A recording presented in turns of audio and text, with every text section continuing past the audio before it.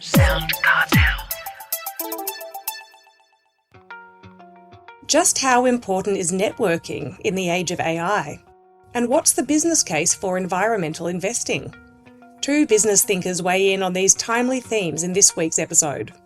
First up, recruitment leader Roxanne Calder explains why networking and genuine relationships matter more than ever in an AI-driven hiring landscape. We also speak with sustainability and regulation expert Elio D'Amato, who unpacks the business case for environmentally conscious investing. Elio reveals how the global energy transition is creating real opportunities for diversified, profitable returns while reducing carbon emissions. From SoundCartel, I'm Grace Jennings-Edquist, and this is Business Essentials.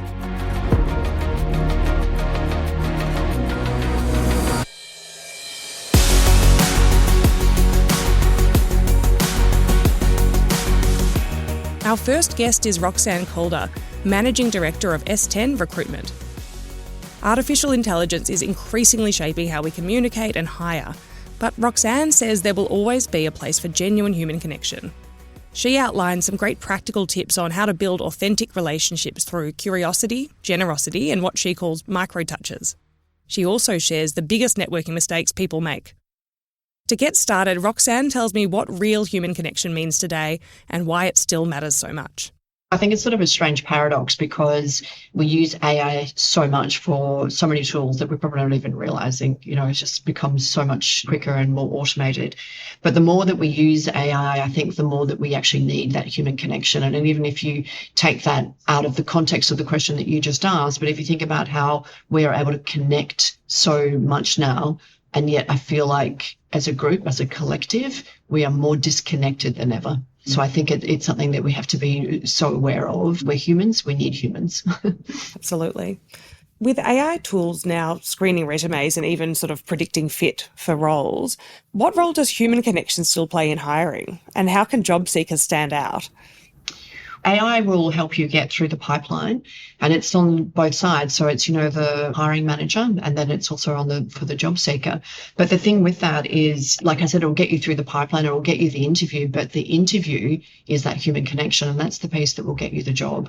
And AI can't help you polish up a resume, can help you even research questions, but it can't give you the genuine answers. And it's the answers that you give an interview, it's the rapport that you build, it's the relationship that you build in those interviews that will build that connection. That's the messaging that you give to people, that I'm reliable, I'm going to do a good job, this is why you should hire me. No amount of AI can make that happen for you. So Roxanne, you've coached over 1,000 leaders and professionals. I wonder, what are the most common mistakes people make when networking, and how can they overcome them? So I think the biggest mistake we make is treating networking as collecting contacts instead of cultivating relationships. People approach it with an agenda, and then that's when it's really obvious that this is a purpose, as opposed to I really want to get to know you. And if you go with it with that sort of intent, which is about, I need to develop Grace as a contact, and that sort of tension will exist in the way that you're speaking with people. So instead, when you go to an event, it really should be about being much more relaxed and about just connecting with people. So don't have an agenda. I don't believe that you should have an agenda when you go to those events. Certainly, you might want to research and look at backgrounds and know who it is that you would like to meet, but it should be going in with curiosity and getting to know that person. And I always encourage people to be asking questions about the person that you're speaking with. And there's so many things that we do wrong when we network, So for example, we often get so nervous, and the moment we sort of join that circle and then we get a little bit comfortable, we ask some questions, we start to develop a rapport, and then we exit too soon. And it's, when we exit too soon, that's at the point where it's like, it was getting good. Why did we leave then? We think we have to keep going around the room, but maybe what we should be doing is just spending more time with that person and understanding what that next story was going to be and what that might be. That helps you to develop that rapport for later on when you want to have contacts or reach out to people, and it makes it so much easier. But networking, it's so critical. I can't even stress how much it is beneficial for people in jobs, in careers, in life in general. I know many people dread networking, and some might say they don't have time. What are 2 or 3 practical strategies you can recommend for building authentic relationships efficiently? You've already touched on some, but perhaps there's others you'd like to add. Yeah, so I think micro touches. So what I mean by that is, touching base with people in a way that is, I don't know the best way to describe it, because I know people say put systems in place to do that, but I feel like it's too performative. This is just my take, everyone's, I'm sure there's better people out there on networking but I just know what works for me. And it could be, for example, something that I've seen in the news and I know it's relevant for someone that I met 3 weeks ago. And so I might send them a quick text or, I've got a great example today. An article I wrote got published today. And I knew it would be of interest to male ex-colleagues of mine. So I just sent it on to them and said, I thought you guys might be interested in this. So I don't think that we should do those micro touches from a diarized, on Wednesday, I need to reach out to 5 different people. That might work for some people. It doesn't work for me. It's not authentic. So I just think it needs to be micro touches that mean something and that you get to show a little bit of yourself and a little bit of emotion. And when it's in a perspective of coming from the right place, then it will mean more and feel better. People know when it's been more of a performative base or, constructed in a way that this is a system where someone's reaching out to me. When we're networking, I think it's important to leverage proximity as well. So think about if you're going to a conference, if you're at a meeting where you're meeting different departments, that's a networking opportunity. And it's so easy at the end of that meeting to get up and walk to the end of the table or wherever the meeting room was and introduce yourself to whoever the head of that department is. So think about proximity and opportunities to leverage that. And the other point is be useful. So, if you're in a situation where it could be a meeting, it could be a new person that you're meeting or whatever it might be, offer to be helpful, offer to provide some level of assistance that might help that person or that organization or that group or whatever it might be. And if it's in your nature to do that, it's in my nature to be giving, it's just who I am. So it just comes second nature to me to be like, I can help you with that. And that's what networking at the core should really be about. It's about exchanging that sort of ability to help different people.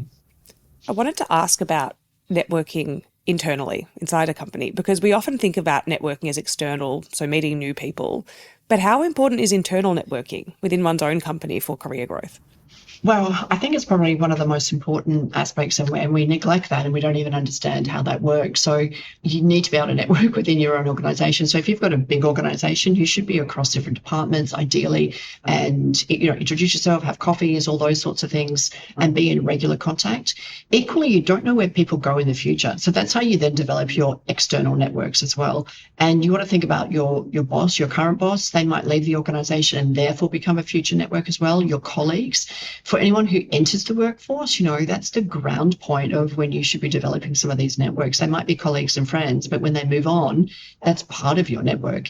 Equally, managers or, more senior people, they become part of your network as well. And you can do that through a variety of different ways, especially with technology now, with LinkedIn, with all of those sorts of things. It's much easier to be in touch. So think about who supports you, who mentors you, who acts as, the person you might go to for advice, etc. We should always be networking within our own organisation, but we just probably don't see it in that way, which in actual fact is good, because the moment we label it, that's when it gets hard. Like if you said to someone on their first day, I want you to be able to network in this job and develop, 20 different contacts that are outside your normal group within 3 months, that would probably be a pressure point. But if at 3 months you said to that person, tell me 20 different contacts that you've got in the business that's outside of your immediate circle, probably go blah, blah, blah, blah, and blah. So it's a natural way of doing it. And maybe we need to stop labeling it so much to make it less daunting. That was Roxanne Calder, Managing Director of Est10 Recruitment.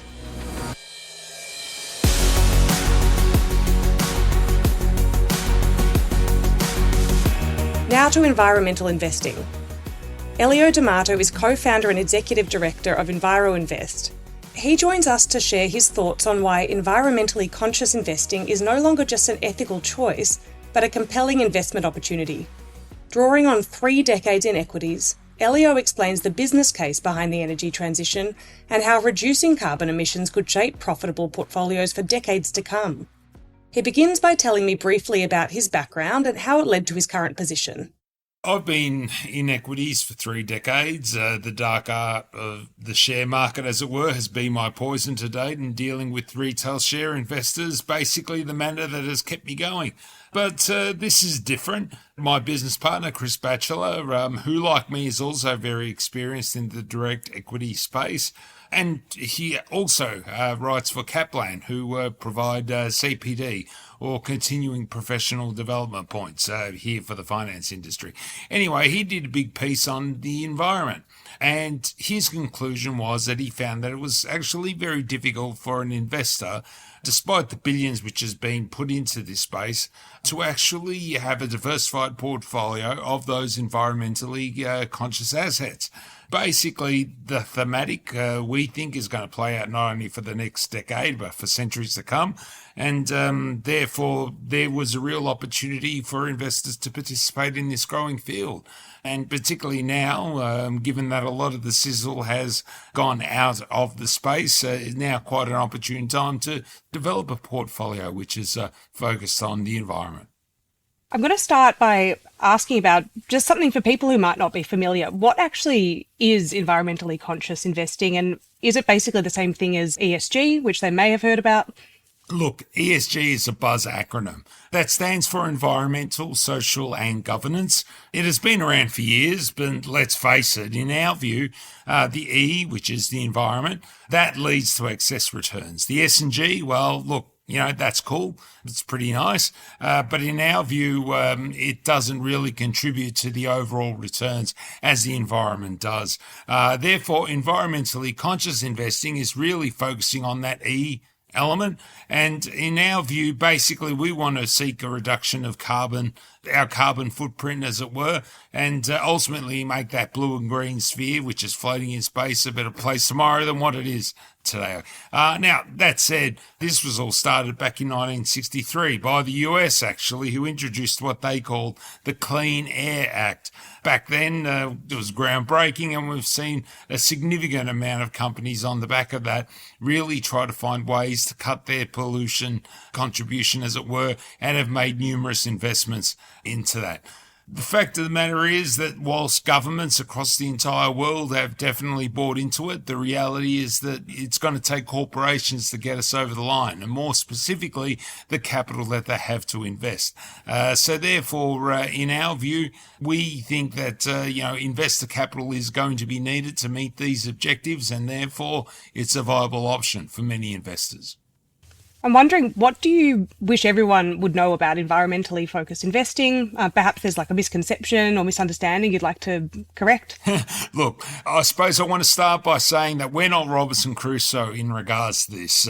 We haven't just discovered the environment. Even Bob Brown, standing up for the Franklin Dam back over 40 years ago, back in 1982, well, that was not the beginning of it all. Many of these projects have been talked about, invested in and promoted for decades in our view, and while the environment may be a political issue at the moment from a financial one, well, that's actually been settled for a number of decades now.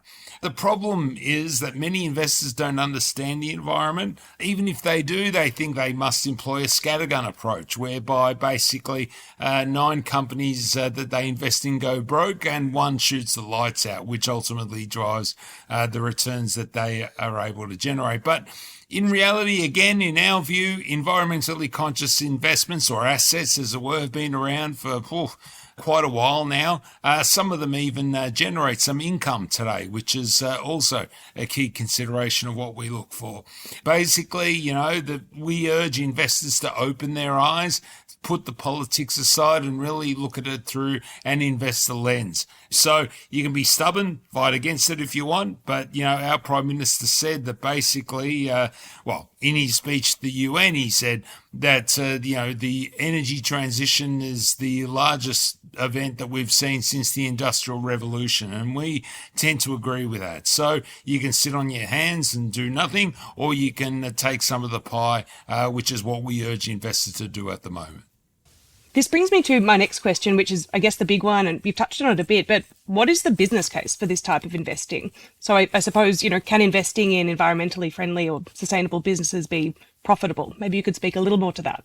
Look, I didn't come across this idea when I was hugging a tree or being chained to a bulldozer or anything like that. Rather, I stuck my head out the window and basically saw what's coming. And More specifically, in our latest federal budget, it was said that Australia is expected to at least require some $20 billion of investment in renewable energy or renewable generation and storage projects to meet its 2030 targets, let alone anything beyond that. And that's roughly double the current rate.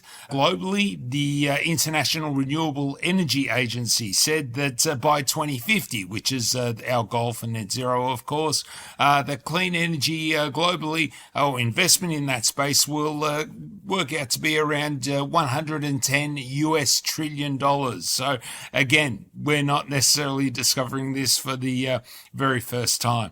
Locally, the government support is strong. The strength of the recent federal election has pretty much meant that it's going to take a very long time for us to unwind the current trajectory that we're on. And in our view, that is again towards that more renewable energy source. COP, or the what is known as the Conference of Parties, as it were, is up to its 30th edition, the latest of which is going to be held in Brazil. Of course, Australia currently, and the Pacific, I should say, currently fighting with Turkey to host COP number 31. Beyond that, of course, ultimately, what we're talking about here really does make sense. I mean, we need to stop thinking in the old world and we need to start thinking in the new world. And though it might be on the lips of the future generation tomorrow, then we need to be invested in it today. And though these projects are currently being done and being worked on as we speak at the moment, many investors don't have access to it. And really, that's the divide we want to cross, because, again, we're not discovering it for the first time. But from investors, having a diversified portfolio of quality, environmentally conscious assets is something you may not be used to. My last question is really getting into specifics. So I understand EnviroInvest is focused on investing in companies and projects that are set to profit from the goal of carbon emissions reduction. What are a couple of the specific kinds of assets you're kind of interested in and why? Yeah, I mean, it's a great question because the fund is very much in the early days of establishing itself. We have a target asset allocation, and what we want to do is the majority of our investments will be in those infrastructure type assets. So think of energy storage, transmission, as well as, power generation for that matter. We also have some exposure to innovative technologies, and some of those are listed. And of course, things like carbon abatement projects, which is, really the action, versus also carbon credits, which is, the reward, as it were. We'll be invested in those as well. So ultimately, we intend to create that portfolio of diversified assets all across the board, which are, though different all in what they do, have ultimately the same goal, and that is to reduce the emissions that we currently are producing at the moment. But that is, a nice goal to have, but we focus on investors first. So as far as we're concerned, provided, of course, the investment case stacks up, all its revenues, expenses, et cetera, and all the things that we look at are very much in train, then yes, we will look to invest in it and turn nature into its own asset class, which is ultimately what we want to do with the EnviroInvest fund. That was Elio D'Amato, co-founder and executive director at EnviroInvest.